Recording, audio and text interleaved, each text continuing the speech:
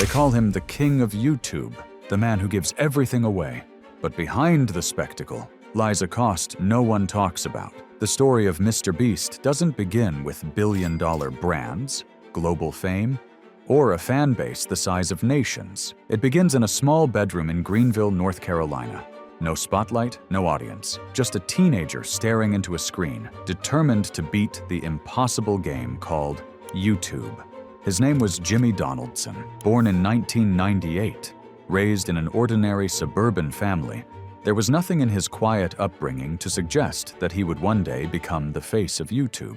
Back then, the world didn't know him as the billionaire of kindness. There were no islands handed out, no blindness cured, no life-changing checks. Instead, MrBeast was pushing his body and mind through brutal challenges, reading every word in the dictionary, or even watching paint dry for hours.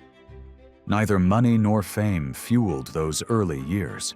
What consumed him was darker, more relentless obsession. While other kids his age were chasing sports, parties, or college applications, MrBeast locked himself in his room with nothing but a computer, a cheap camera, and a burning fixation: how to go viral. He studied YouTube like a science. He analyzed thumbnails, click-through rates, and watch time long before those words became common vocabulary for creators. He uploaded hundreds of videos, awkward, experimental, many of them forgotten. And then he found his formula, counting to 100,000 on camera, saying Logan Paul 100,000 times. Logan Paul, Logan Paul, Logan Paul, Logan Paul, Logan Paul, Logan Paul, Logan Paul, Logan Paul, Logan Paul, Logan Paul, Logan Paul. Stunts so absurd, so punishing, that audiences couldn't look away. The content wasn't polished, it was magnetic, because it pushed the limits of human endurance. In those early days, he had no wealth, no fame. What he did have was far more valuable on YouTube: attention. And with every outrageous stunt, that attention multiplied. The transformation from weird endurance guy to YouTube's philanthropist didn't happen overnight. It began with a radical idea: giving money away. At first it was small, $100 here, $1,000 there, but the effect was immediate. Viewers loved it, sponsors noticed, brands lined up to fund more. Soon, the giveaways grew fast. What began with $100 quickly became much larger. The bigger the event became, the more it demanded. Not only money was draining away, something far more fragile was being consumed at an alarming rate: the people behind the camera. If money was the fuel of the Beast empire, the algorithm was the engine. MrBeast didn't just upload videos, he engineered them. Every thumbnail tested, sometimes dozens of versions in a single day. Every title sharpened like a hook. Every second of footage weighed against one metric: retention. To most creators, YouTube is a mystery box. MrBeast treated it like a science experiment. He dissected watch time graphs, audience drop-off rates, click-through percentages. He wasn't guessing. He was running simulations, fine-tuning variables, and building videos like equations. The result? A formula that made his content nearly impossible to ignore. Bright colors pulled viewers in, fast pacing locked them down, escalating stakes kept them from clicking away. It wasn't luck, it was mastery of the machine. Fans began to say he understood YouTube better than YouTube understood itself. Some even argued that the platform's recommendations were bending to him, not the other way around. When MrBeast dropped a video, it didn't just trend, it dominated, swallowing the homepage, reshaping what millions thought content should look like. But that dependence cut both ways, because empires built on algorithms rise fast, yet they can fall even faster. From the outside, MrBeast's videos look effortless. Smiling contestants, screaming crowds, friends joking around on camera. Behind that facade runs a machine so vast and relentless, it resembles a film studio more than a YouTube channel. As the channel exploded, MrBeast could no longer rely on just a few childhood friends. He assembled a team: editors, producers, builders, camera operators, writers, logistics managers. Every upload became a coordinated operation, with dozens of people working around the clock to hit impossible deadlines. The scale was staggering: massive sets built in warehouses, Thousands of props ordered and delivered on schedule. Dozens of cameras running at once. Each video wasn't just content. It was a full-blown production, with budgets climbing into the millions. And with that scale came pressure. The rule was simple. Every upload had to outdo the last. Bigger stunts, flashier prizes, higher stakes. Failure wasn't an option, because one weak video could mean millions lost in ad revenue, sponsorships, and merchandise sales. Former employees have described the grind: 14-hour shoots, sleepless editing nights, weeks where the line between work and life disappeared. The Beast Empire ran on perfectionism, and perfection had a price. Burnout wasn't the exception, it was the system. For the audience, the result looked like joy. For the team inside, it often felt like survival. And machines, no matter how well-oiled, always have a breaking point. How long can you keep raising the bar before the machine finally breaks? The breaking point didn't come from the machine itself. It came from the story it told. At some moment, the giveaways stopped being a feature of the videos. They became the videos. At first, it was simple. $100 handed to a stranger. 1,000 slipped to a friend. The reactions were raw. The audience loved it. And suddenly, a new formula was born. From there, the scale exploded. Stacks of cash, houses, cars, even islands wrapped in glossy thumbnails. Every upload promised a miracle. Every act of giving became a happening. No video captured this more clearly than "I cured 1,000 blind people." On the surface, it was inspiring. Sight restored, lives transformed. The internet praised MrBeast as proof of what YouTube could achieve. But then the backlash began. Critics accused him of turning human suffering into content, of reducing vulnerable people to props in a viral narrative. Others pointed out the deeper failure. Why should it take a YouTuber to pay for surgeries that entire healthcare systems refuse to cover? This was the paradox of the Beast Empire. Real lives changed, yet always on camera. For every person chosen, there were thousands who weren't. For every tearful thumbnail, there were consequences the audience never saw. Winners struggling with taxes, homes they couldn't afford to keep, or sudden fame they never asked for. Even generosity can cut both ways. Contestants have spoken of pressure, regret, or feeling overwhelmed by the spectacle. What looks like a blessing on video can feel like a burden once the cameras stop. And yet, the numbers kept climbing. Each giveaway pulled in more views, more sponsors, more revenue.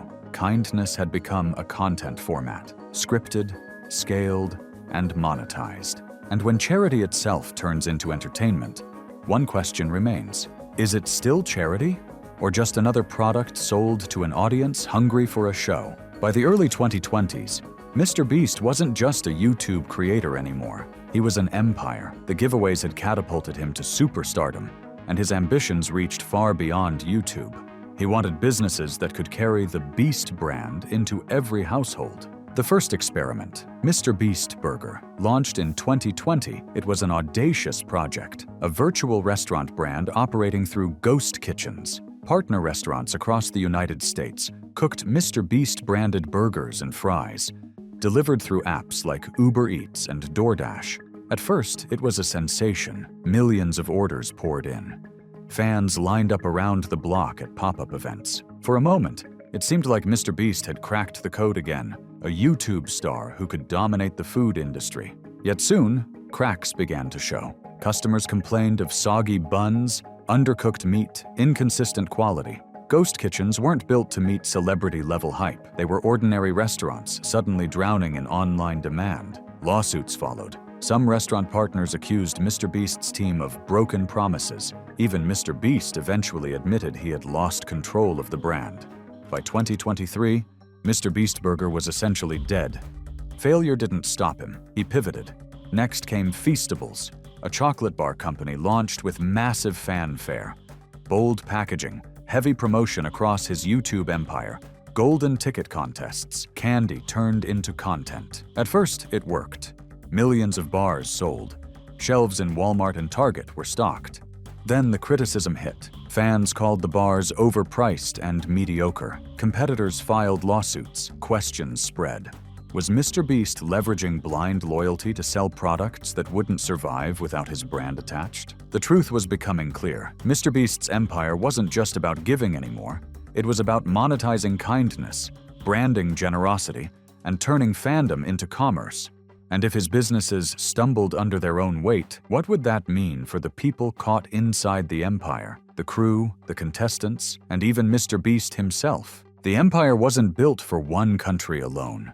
As MrBeast rose to dominance in the United States, he began expanding into new territories, not by moving, but by multiplying. His team launched dubbed versions of his videos in Spanish, Portuguese, Hindi, and beyond. Each upload was repackaged for an entirely new audience, spreading the Beast brand far beyond the borders of North Carolina. It worked. Millions of new viewers poured in from Latin America, Europe, Asia. Suddenly, MrBeast transcended being the king of YouTube.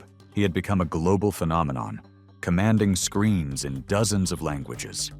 With that reach came more criticism. Local creators, once thriving in their own markets, now found themselves competing not just with neighbors, but with a global powerhouse. MrBeast wasn't just another channel in their ecosystem. He was swallowing entire audiences.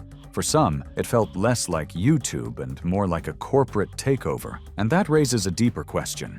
When one creator stretches across the globe, is he still just a YouTuber? Or has he become something closer to a multinational media company?